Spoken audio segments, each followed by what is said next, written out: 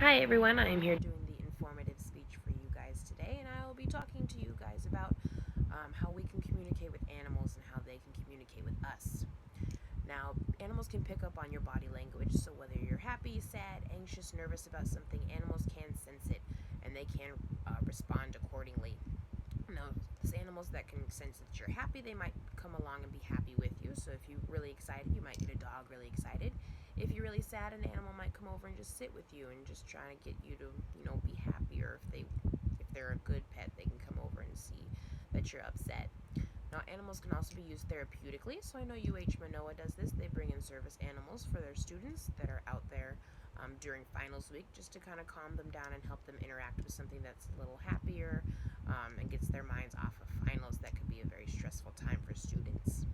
Now, animals can also be used and trained for service uses. So people with high disabilities, they have a service animal to help them around the house.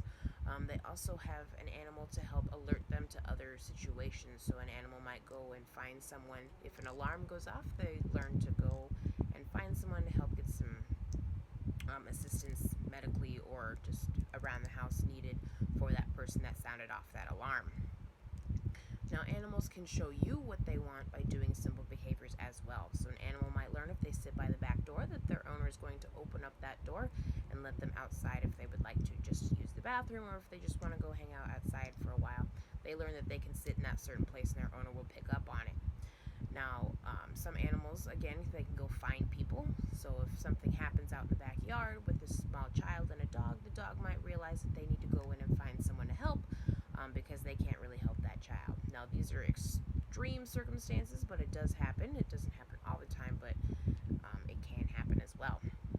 Now, animals can also show certain emotions at times. So if an animal's in a really tense situation, they might be more reserved. They might be staying by their owner, which is someone that they really trust.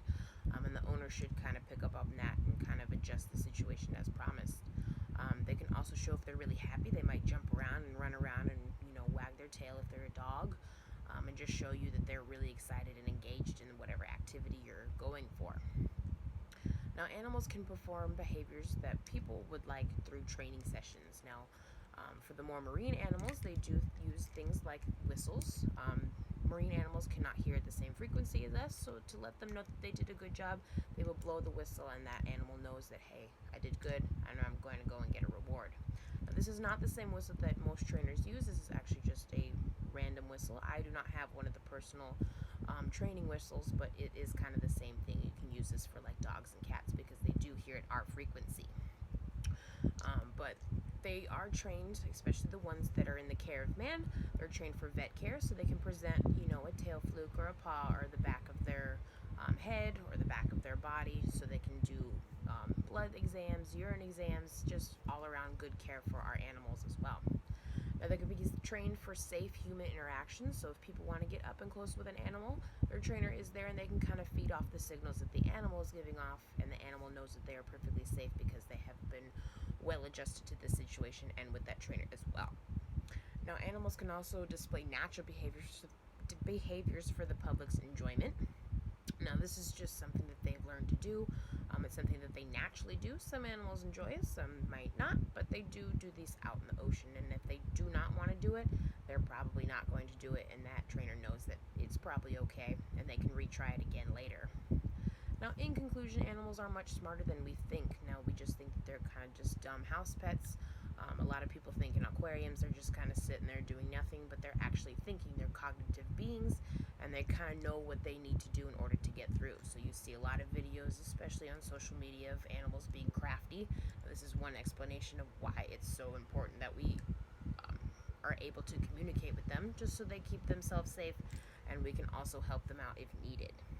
Now, you might not be able to physically talk to your animal or your pets at home, but you do kind of communicate with them in everyday life.